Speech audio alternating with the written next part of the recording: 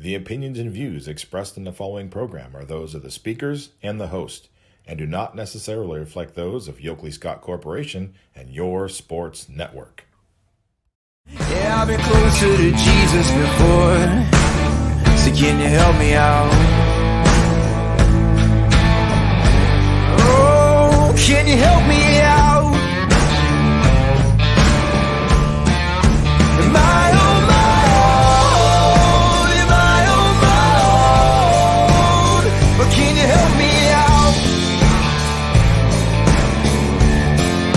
Am I on my own? Am I on my own? But can you help me out?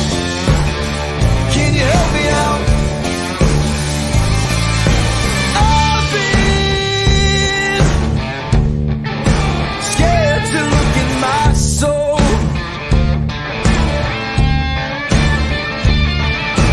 I've been afraid I would follow the road.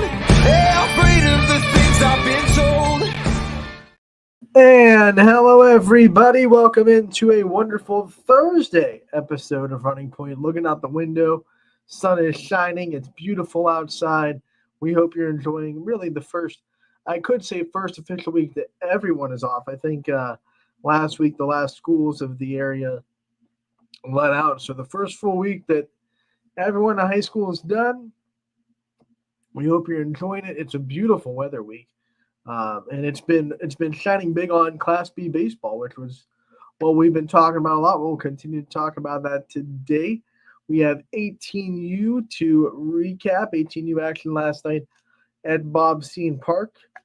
Exciting 18U action. When you look at the scores, there was a lot of good baseball last night as it's starting to heat up in Class B. Let's not waste any time. Let's get right to it.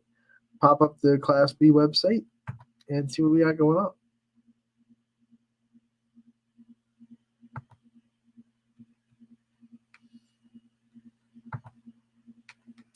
All right, so here are the games for last night in 18U. We're going to start at the top and work our way down like we do every day. First game of the night was a 8-4 win by Ballistic. Here's how it went down. Ballistic with 3 runs in the first 3 innings to go up 3-0, but Eagleware comes back and has a 4 spot in the top of the 5th, takes the 4-3 lead. Ballistic ties it up, and then 4 runs in the bottom of the 6th give them enough separation to win 8-4. Final tallies: 8 runs, 7 hits, 1 error for Ballistic. 4 runs, 5 hits, 2 errors for Nightline. We look at the Ballistic lineup and the way it looked. A pair of RBIs on a perfect day at the plate for Boyd Karutz, who went 2 for 2 with 2 runs scored, 2 walks, 2 RBI, so he was never retired. 1 for 2 day for Sam Patton. He had 2 RBI as well. 2 walks on the day for him. An RBI from Hunter Wilson, who went 1 for 2 with a walk as well. He had an RBI on a 2-walk day from Gabe Rusnak. Also RBI from Nick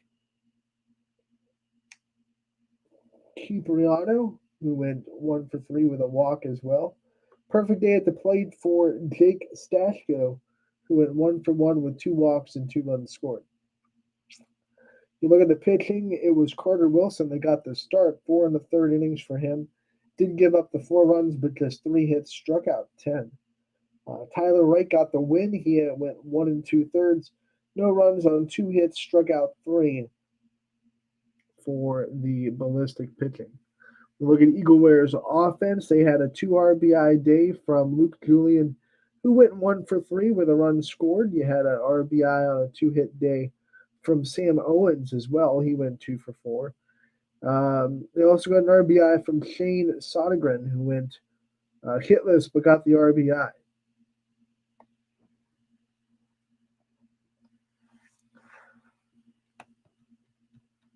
We'll go to the next game as Ballistic once again used that big 4-run 6 to separate from Eagleware and win 8-4. Our next game saw the 3B Barons double up Dura Edge 10-5, the final score in this one. You look how it went down in the 3B Barons. were down 2-0 after one. In fact, it stayed that way all the way up until the fifth, when they were actually down 5-0 going into the fifth. But they score 7 runs in the fifth inning, a big frame for them there. Add 3 more in the sixth, and they get the 10-5 victory over Dura Edge. So they come back from a 5-0 deficit and still able to double up Dura Edge. 10 runs on 10 hits, 1 error for the Barons. 5 runs, 10 hits, 1 error for Dura Edge. When you look at the Barons offense, here's how it laid out. A 3 RBI day from Luke Anderton, who went 1 for 3 with a walk and a run scored. They had 2 RBIs from Brady McGuire. He went 1 for 3 on the day. Another RBI from Colby McGuire. He went 2 for 3 on the day with 2 runs scored. He had an RBI from Zyler Friedman, who went 1 for 3 with a run scored for the Barons. And then last but not least, Ben Miller had the RBI on a 1 for 4 day for them. He also had a 1 for 4 day from Case Baran with a run scored, and a 1 for 2 day with a run scored from Tommy Caroli. He also had a walk. Look at the pitching staff. It was 2 pitchers that broke up the 7 innings. Getting the win was Mike Del Duca, who went 4 innings. Gave up the 4 runs. 4 of them earned, 9 hits, 1 strikeout, and then pitching 3 innings was Joey Campoli, who went those 3 innings, gave up no runs, 1 hit, struck out 5, walked 0. So a good appearance for him.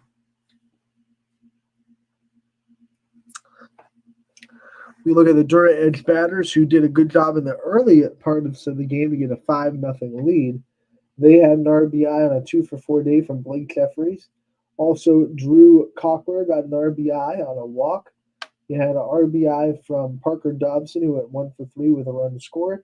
Just 3 RBIs on the day for Dura Edge out of their 5 runs scored.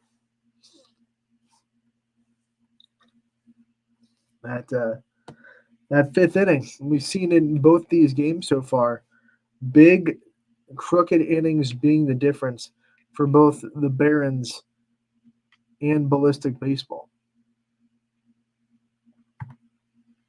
We go on to the next game on the schedule, and it was Creekside edging out Prospects 7-6.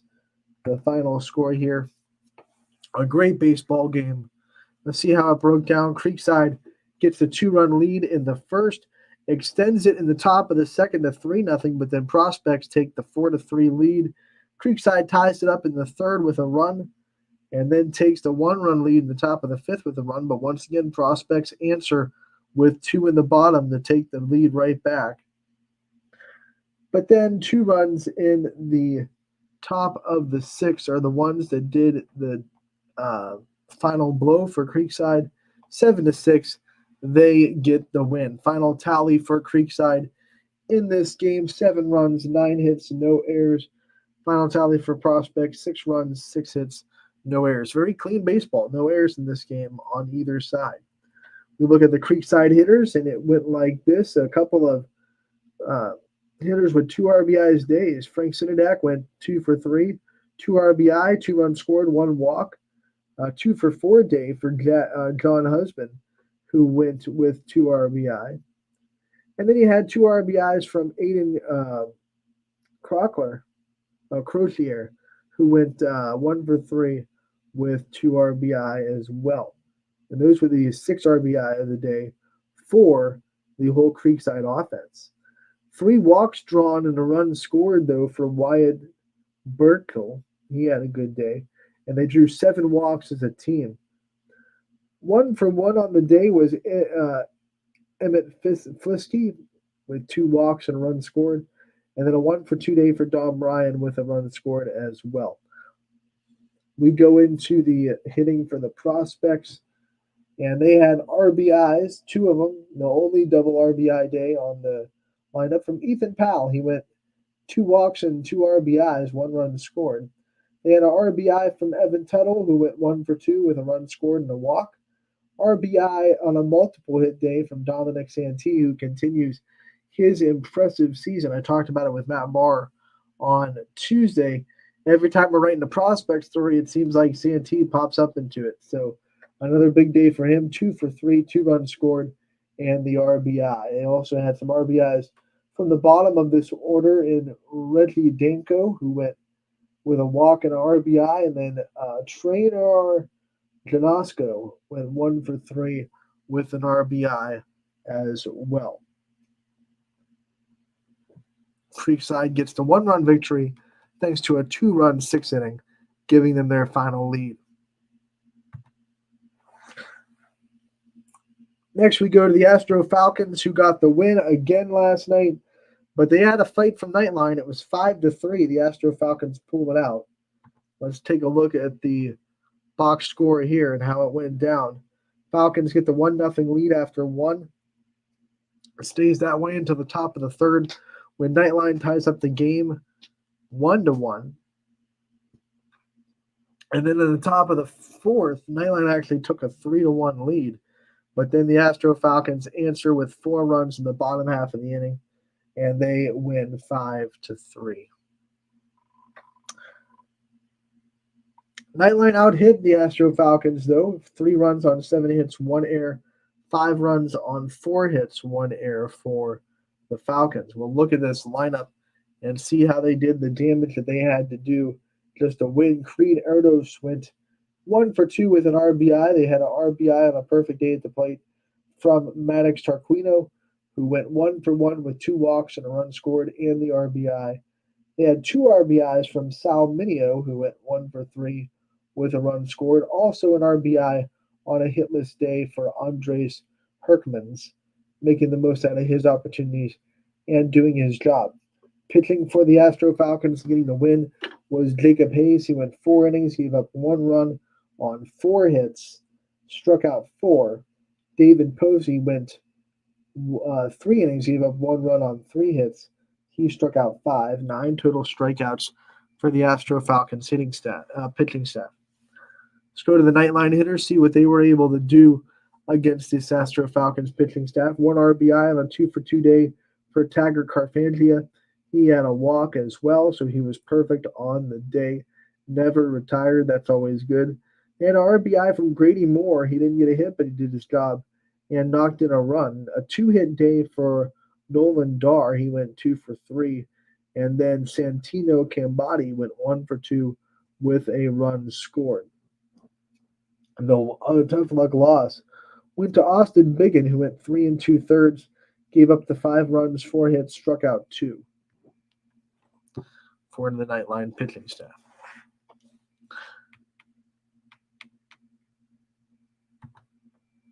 We go to the next one. Athletics getting the win over the Avalanche 7-1. We talked about how hard this Avalanche offense can be to pitch to, and it looked impressive from the Athletics standpoint with the 1 run given up. The Athletics scored 1 run in the 1st. They tacked on 1 run in the 5th. This was a pitcher's duel for a long time, and it went to 2-1 in the top of the 6th. But then what's the theme of last night? We've talked about it a couple of times already in the first few games we've recapped. The theme is crooked innings, and the Athletics put up a 5 spot in the bottom of the 6th, and that was all they needed to pull away and win 7-1. Final tallies: Avalanche actually out-hit Athletics, 1 run on 8 hits, 1 error. Athletics had 7 runs, 7 hits, no errors on the day on their tally. You look at the Athletics offense, some of the big contributors for them, they had an RBI from Tyler Kurlik, who went 1 for 2. Had an RBI on a 1 for 3 day from Paul Gubba. 3 RBI day from Anthony Treveri. He had 1 hit, but it was a big one. The 3 RBIs gotten on the 1 for 3 day. RBI and a walk from Evan Tice, and an RBI and a run scored from Caleb Satterfield. You also had Alex Salima, who went 1 for 2 with a walk and 2 runs scored. Pitching the complete game for Athletics was Ethan Culbertson. He went all 7 innings for Athletics, gave up just 1 earned run, 8 hits, struck out 5, walked 1, so he had a good day navigating some hits that he gave up, but never allowing too many base runners to score. In fact, just one base runner. One RBI on the day from Avalanche, and it came from Drew Galt. No shocker there. 1 for 3 on the day for him. We also had a 1 for 3 day from Nick Solderich, who went that 1 for 3 with a run scored. Perfect day at the plate from Carter Del Julia, who went 2 for 2 with a walk. He was never retired. 1 for 3 day for Noah Filson as well for the Avalanche. Taking the loss was Filson. He went 5 2/3, gave up the 7 runs on 6 hits, struck out 11 though, and walked 2. That's back-to-back days in 18U where we've seen the Astro Falcons strikeouts elevated but still winning games. So as a coaching staff for the Falcons, you got to think they got to be thinking, okay, we're surviving our strikeout numbers being higher than usual, but let's try to clean that up a bit because law of averages are going to come back to bite us. And they had a fight on their hands. I'm sorry, I'm talking about the last game. My mind just melted a little bit. A lot of baseball to talk about. Athletics struck out 11 times. Astro Falcons were the game that we talked about last time.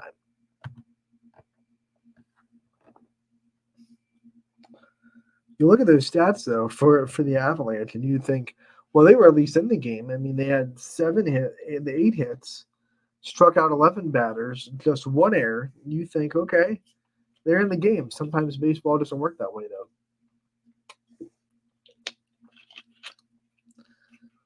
So that'll do it for your scoreboard from 18U last night. Now that we've recapped everything, why don't we take a look at the standings and see what we have in store now. The Astro Falcons still in the lead, a 10-1 record.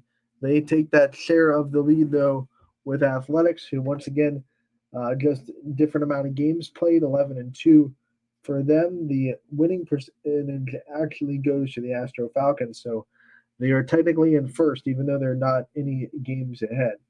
A 909 winning percentage for Astro and an 846 winning percentage for the Athletics. The 3B Barons are right behind. They're a half game back with a 10-2 record. You have 8-5 Creekside sitting in fourth. Avalanche comes after that, 7-6. Dura Ed 6-7. Ballistic 6-8. Nightline 3-10. Prospects 3-10. And Eagleware still looking for that first win of the year, 0-12.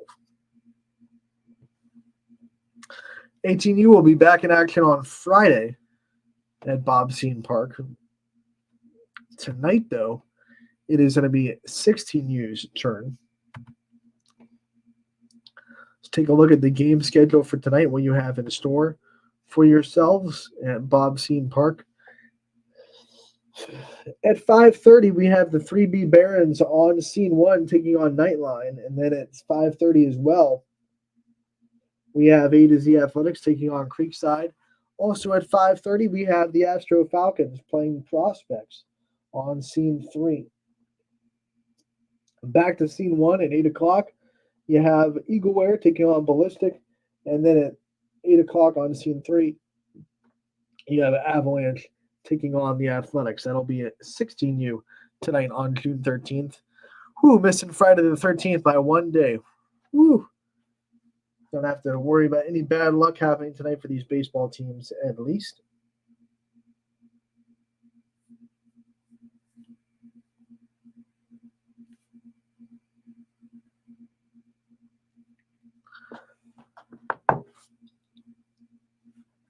Let's check the spreadsheet and see what games will be on the network tonight from Bob Sean Park.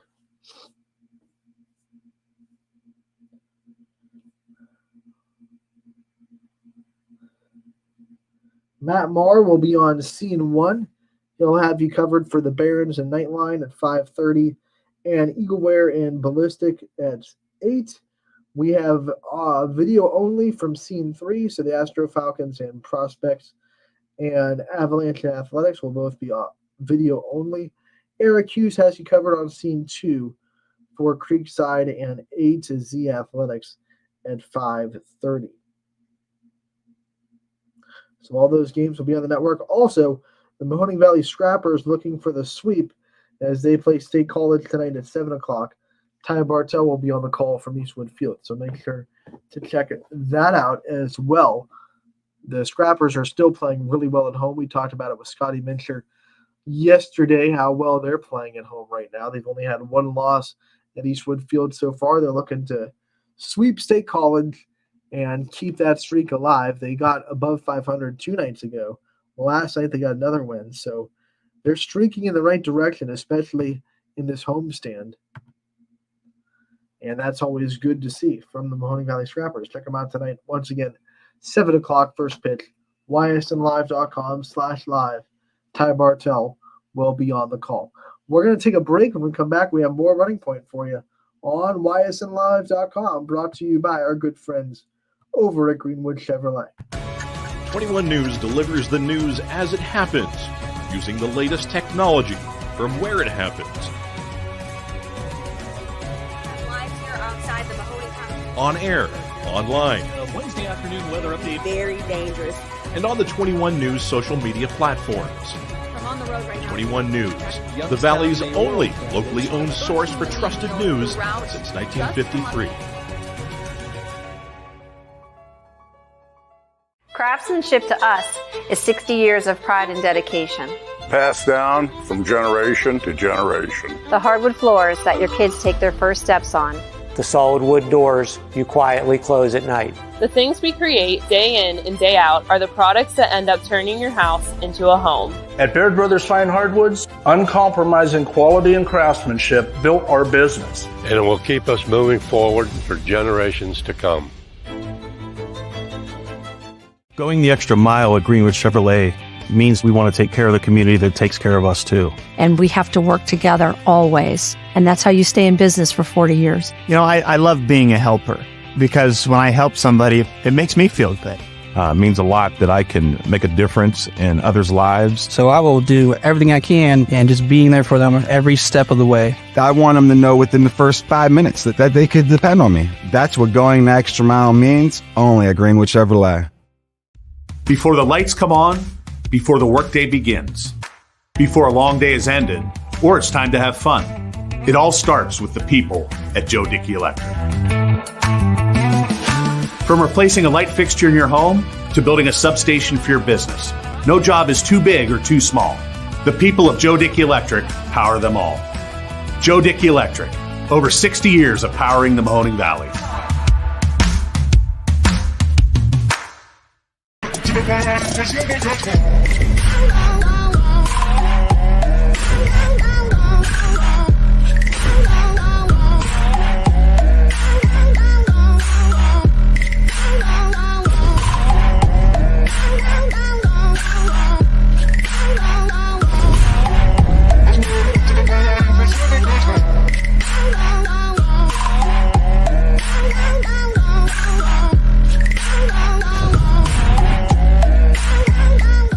Now you can see every school, to the smallest school, to the intermediate schools, to the schools in the outlying areas. It gives you coverage that you could just never get to before. It's something that's great to experience, and it's opened up a whole new wave of sports viewership.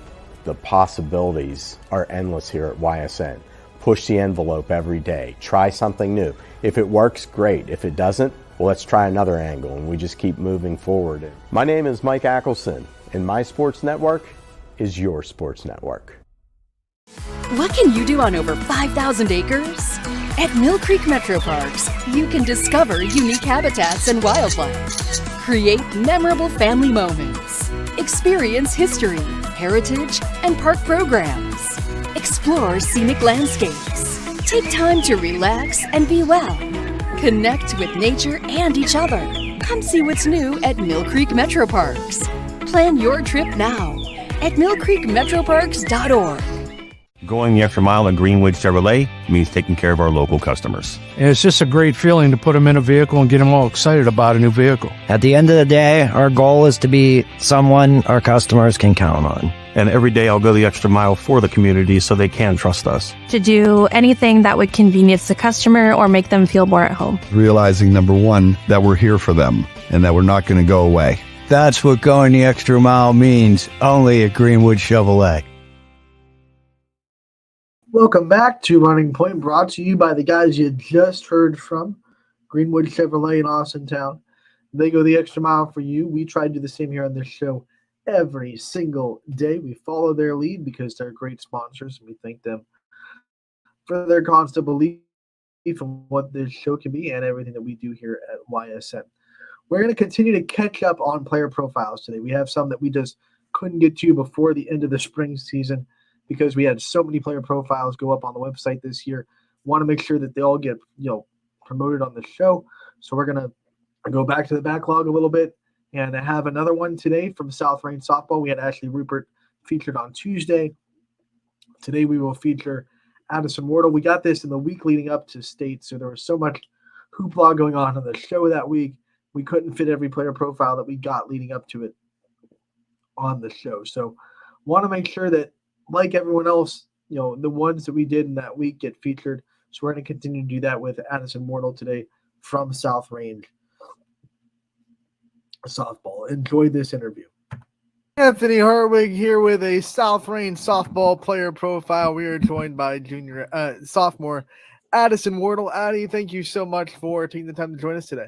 Yeah, of course. Thank you for having me. So here you go. You've been in this program 2 years, and it's back-to-back runs into the state tournament. Talk about first, before we get into your season and your softball journey, just talk about how this feels to be able to start your high school career with back-to-back trips to state. Yeah, it's amazing, and we have a really young team, so it's really cool, and hopefully we can get there next year and maybe even the year before. It's an amazing opportunity. I am beyond excited for our run. I think we're going to go really well and really deep into each game here now. We have 2 left if we keep winning, and I'm just super excited.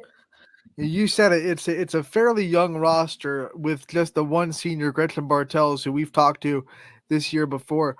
From your perspective, what's that been like being on a team that there's plenty of experience, but there's also a lot of new faces coming up and making their kind of debut on the varsity level? Yeah, well, I think it's really cool, and I think it's just we're going to keep running, and I think we are really young, and we have a lot of sophomores that are starting, and I think we're all pretty much have at least a little bit in the varsity. We had 3 swing players last year. It was me, Ashley, and Selena, and we had Anna A, and we had Kira Brogan already at the varsity level. So I think a lot of us already had a bit of the experience. Now let's talk about your experience last year as someone that came on when needed, and you got your taste of it last year as a freshman. This year, how much did you lean on that experience that you did get last year? I actually leaned on it a lot, actually. I was a pinch runner a lot, and I didn't really get many innings in, but I just try to look back on that, think, okay, the seniors were a really big help. And just when I was pinch running, especially just as a base runner on the bases, they would help me with just a lot. And yeah, I lean on that experience a lot. I really try to just focus on the new varsity level and the experience and hitting now. I was a flex player at the beginning of the season. Now I'm starting to hit a little bit. So I'm just trying to remember from last year of just watching the pitcher always, just being always ready. And yeah. What's that been like for you? You start the season, you're in the lineup a little bit, then Coach DeRose moves you to a flex where he's saying, hey, we just need to focus on your great glove on second base. We can't lose you in the field. And now it comes up in the tournament. He sees you in practice. He sees your swings you're doing, and he puts you back in the lineup to hit. What's that been like for you, just doing whatever the team needs? If the team needs you to just go and focus on your defense, that's what you're going to do. If the team needs you in the lineup, then, man, you're just going to go out there and give it the best swings you can. Yeah. Well, it was kind of whatever Coach Rose or the team needs me, I'm there for. I try to take myself out of it a little bit. I try to perform the best I can, no matter what circumstance I'm in. If I'm just in the field, then I'm going to try to do the best I can. I'm hoping for the ball every play, and I'm just hoping I can make that play and do whatever the team needs me to do. Let's talk about this regional final because, you spent, like you said, you spent a lot of time with the flex, and now in the tournament run, you get put back into the lineup, and your welcome to the lineup was a matchup with Gabby Gradishar, who's one of the better pitchers in the state. You get a hit off of her. What's going through your mind in this game, preparing for it, being in the right mental state, and then being able to do what you did against Gradishar? Yeah, I just try to keep my confidence up. I know a lot of my teammates just told me, hey, you're hitting now. It's a tournament play. We're going against Gabby. She's an amazing pitcher, amazing player. And I just thought, okay, confidence. It's anything I can to do to get my bat on this ball. I'm going to try to. Yeah, so whenever I was up to bat, I just thought quick hands, right to the ball. And Mr. Brogan, Kira's dad, it was an amazing, great help. He helped me a little bit the day before, I think it was. We just kind of shortened my swing just to try to get the bat on the ball to just make good contact. Watching the game develop the way it did, and hearing your dugout and just how they never lost energy through the whole 8 innings and scoreless through 7, from your perspective, what's it like going through a game like that where, both teams are trading punches, both teams are trading really good defensive plays, strikeouts, and you have to grind it out? What was your perspective of going through a game like that? I just try to keep everybody's heads up, everybody really excited and happy. And no matter what happens, we played a great game. And I think just in the dugout, we were so loud. And I think we were ready to win. We were ready to perform. We all wanted the ball. We all were ready to make plays. And just in the dugout, we were all cheering for all of our teammates. She's an amazing pitcher, so we know it was hard to get a hit. And we just all kind of we're just trying to lift each other up. And I think we were all so excited. We were just just ready. One more question before we start talking about you in general, but when Giada Pauline's rounding third and coming home, what's that like for you just as a spectator to be able to watch it in the dugout and see it develop the way it did, and then obviously see her score to walk it off? Yes, it was insane. Giada's a great player, and just to see that happen, and once it got past the right fielder and went to the fence, I was going crazy. I just know how good of a player and how smart she is, and I know Donnie was going to send her, and I just was so happy, and I saw her rounding third, and I was like, she's so fast. She got it, and I was just so happy for her. She's an amazing player. She deserved it all.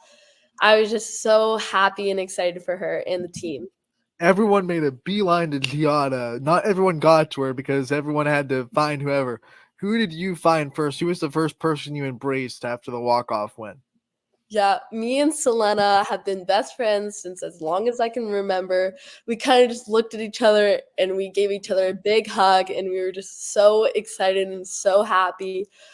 And it was just kind of amazing to be that and she said to me after the game, she was like, Addie, we're actually going to play in the state game, because me and her were both sling players last year. We had a great time. It was an amazing experience. And we just kind of have always been there for each other and happy for each other. She had a great game a few games ago, and I was just so happy for her. And just kind of when I got the opportunity to hit, she was just always behind me, always backing me up, making sure I was always confident and always had my head up.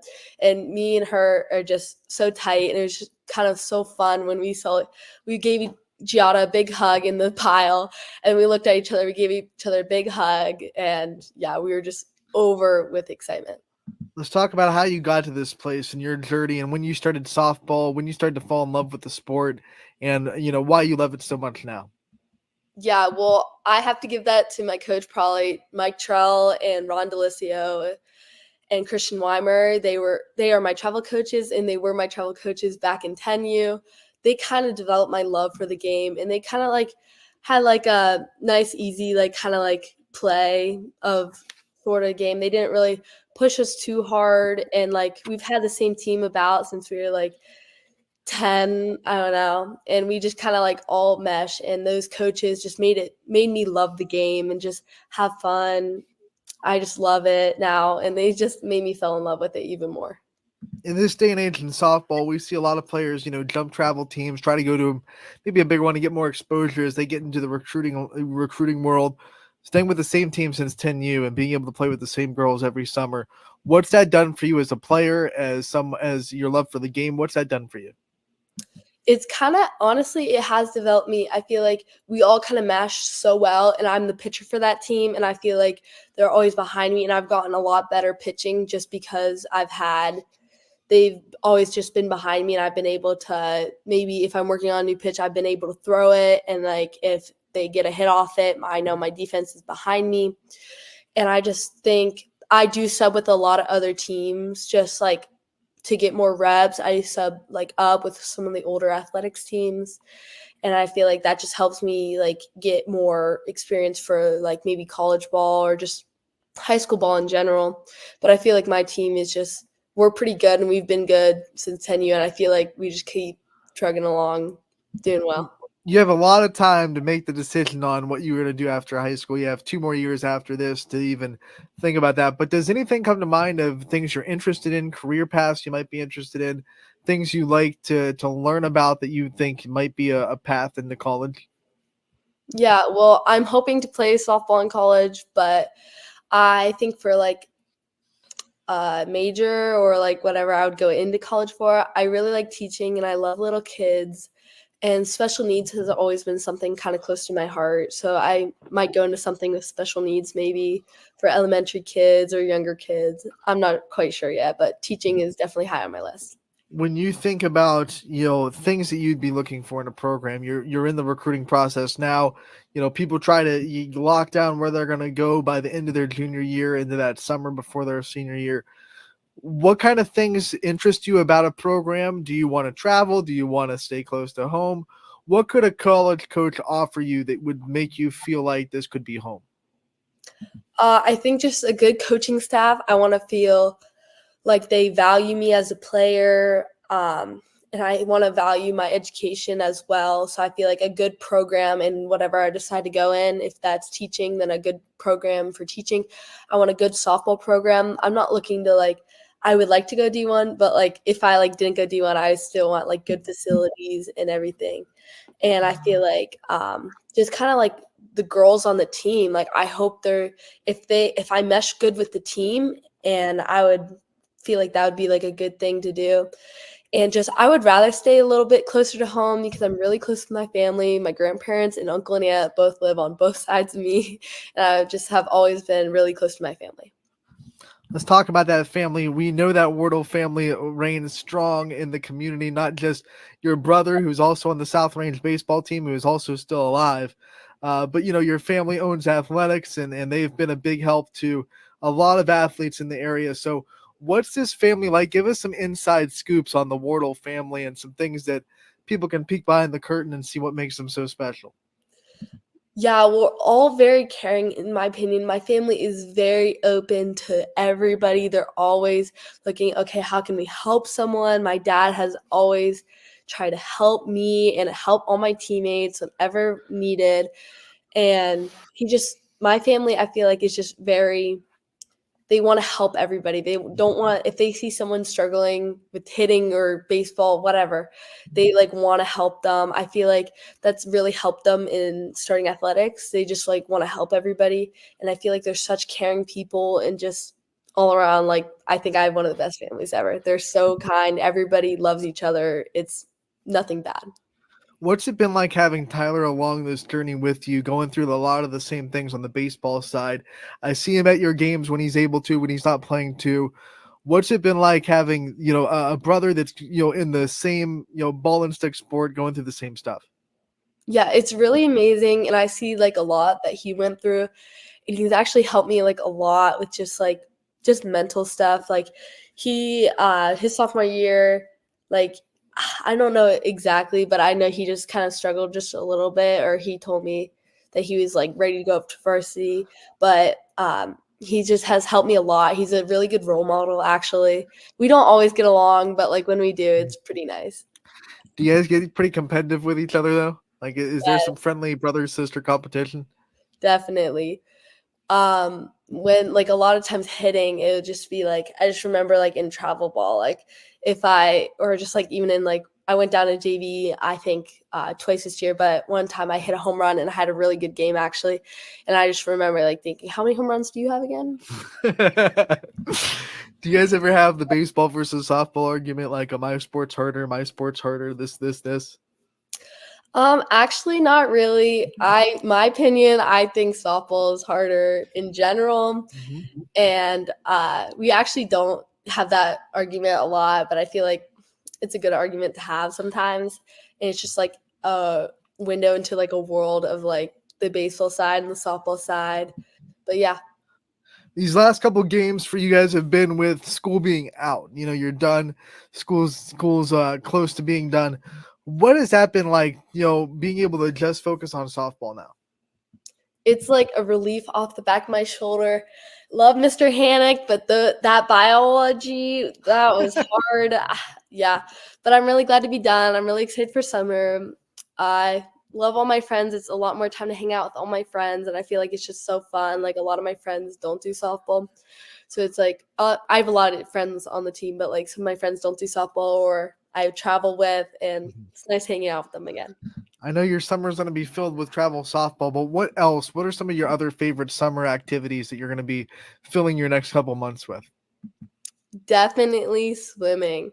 And I don't have my license yet, but I am 16, so I'm working towards that. So I can't wait to drive. Vacations, just like going places. I don't know. I'm just really excited to like kind of finally get that school off my back and like more free time for myself. I really enjoy swimming. I do like softball a lot, so I'll probably just be doing that for fun too. You know, you brought up driving. That was the first thing you said. You can't wait to be able to drive. When is that license coming? When do you think you'll be able to get it? Well, I have one more drive left, but from the softball, since we're going on such a big run, it's kind of hard to schedule those drives because I never know when I practice or when I have a game.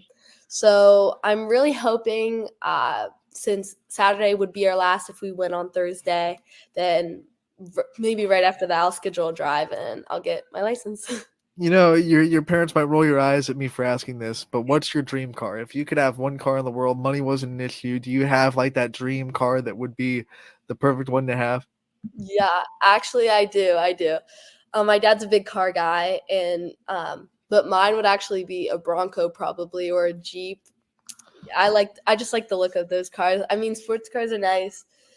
I do like Teslas and like the sports cars and stuff, but I think a Bronco probably. Do you have a color? Do you have a color in mind that's like your favorite car color for your Bronco?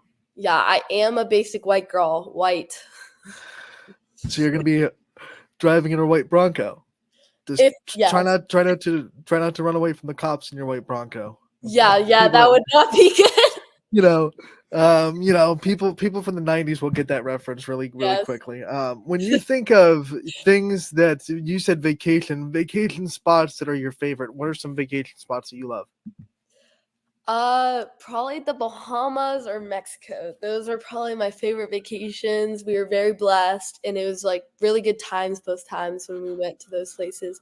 They were so nice. The water was so clear, and it was just amazing. Is there a place you haven't been yet that you would like to go on vacation? Maybe like Italy or France, Paris, but I feel like I'm very adventurous and I like to like go do stuff, like have like an amusement park. But so I feel like those would be pretty, but I feel like I would get bored really quick. That's my only issue.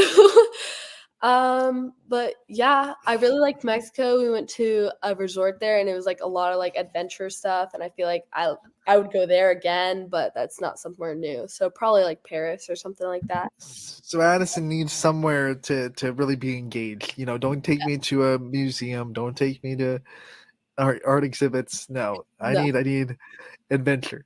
Yes, maybe drop you in the jungles, and that's plenty of adventure for you right there. Yeah, definitely. Addison, what we like to do with these player profiles before we end it, we like to give the player the opportunity to take the spotlight off themselves and shine on the people in their lives. So I want to give you the chance to, you know, thank your support system, the people that have always been there for you, and the people that you wouldn't be where you are without. Yeah, definitely. I would say the Brogan family. Kira Brogan has helped me so much with second base. Besides this year, it's the first time I played second. So she's helped me a lot in that because she plays second in travel ball. She's helped me so much just in practice, and her dad, Coach Kevin Brogan, they've helped me so much in hitting. They are great, and same with Selena. She's been a great friend, and her dad also has been such a great help with everything. Jaylee is an amazing role model as a junior pitcher. Like I said, I am a pitcher, and I just look up to her a lot because she's an amazing pitcher. And her mom with Susie Snacks. I love her, Susie Snacks. She's an amazing person. My dad and my mom, they're great. They help me so much with softball, and they just are amazing people. My brother's a role model also, and my grandpa, he's been with me since day one, helping me with anything I need. Before I forget to, we have a running tally with all of our softball interviews, so we have to get your opinion on these two things. Dugout snack, if you could have one dugout snack for the rest of your career, what would you pick? Yeah, I was watching some of the interviews, and I saw Anna said the crunchy grapes from Susan's work, but I think I would maybe go, if the watermelon's good, probably watermelon, Susie's watermelon, or Rice Krispies. I had that watermelon after your regional championship. I've never had a watermelon that's better. No. Like at first I was like, some of these Raider players might be a little bit full of it with saying that these fruits are better than any other fruit they've ever tasted. But I'll tell you what, there's something about the watermelon that you guys get that's better than anything else. Yes. And it's kind of superstition with me and the Rice Krispies. When Susie brings them out, I tend to munch on them a little bit, but yeah. Now, not packaged Rice Krispies, right? The homemade ones? No, the packaged ones. The packaged ones. I don't know, something about the ones that Susie brings. All right. Gotta get Susie hooked up for me. Gotta get Definitely. me some dugout snacks. I take snacks very seriously. The last thing we want to get your tally on, your opinion on, is softball icks. We're running a whole series throughout every softball interview we do. What are some of your softball icks? Definitely neavage. If you don't know what that is, it's the space between your knee and your pant and your sock. So when there's like a sliver of knee in between that, or just like softball pants, either the belt's too tight or the belt's like too loose and it's just like baggy. No. If it's too baggy or if it's too tight, just no. It's no. Well, with your neavage answer, it is taken the tie with visors over the ears. So we're tied up.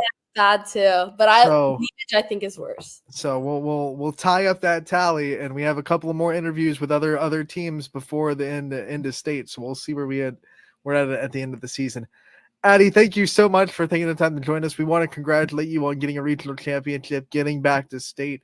We wish you the best of luck these next two games. We hope that you guys are raising a big trophy on Saturday for the whole South Range community, and we can't wait to talk to you again real soon. Okay, thank you.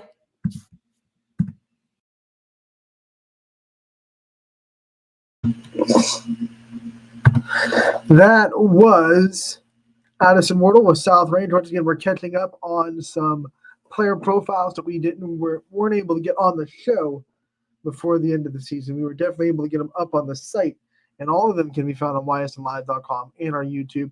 When we're done with that, we're going to be transitioning to some fun guests this summer.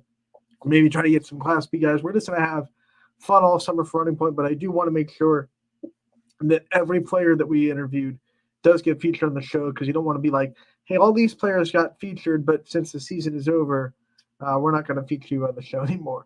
Because there's only so many days with Running Point, right? Especially in that state week when we had to miss a couple days because we had to be down in Akron for state in the afternoon. So I want to make sure that every player that we get interviewed gets a feature on the show. So we'll continue that until we run out of players in the can. We still have a couple left, and then we'll go from there with guests throughout the summer.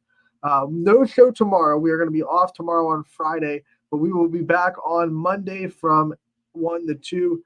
Talk about the whole weekend of Class B baseball, all that fun stuff. Monday's going to be a great show. Don't miss it. We'll be back. Thank you so much for tuning in today. Running Point, as always, brought to you by our good friends over at Greenwood Chevrolet in Austintown. Go check them out if you're in the need for a new or used vehicle. They go the extra mile for you. We do the same. Thank you so much again for tuning in. We'll see you on Monday 1 to 2.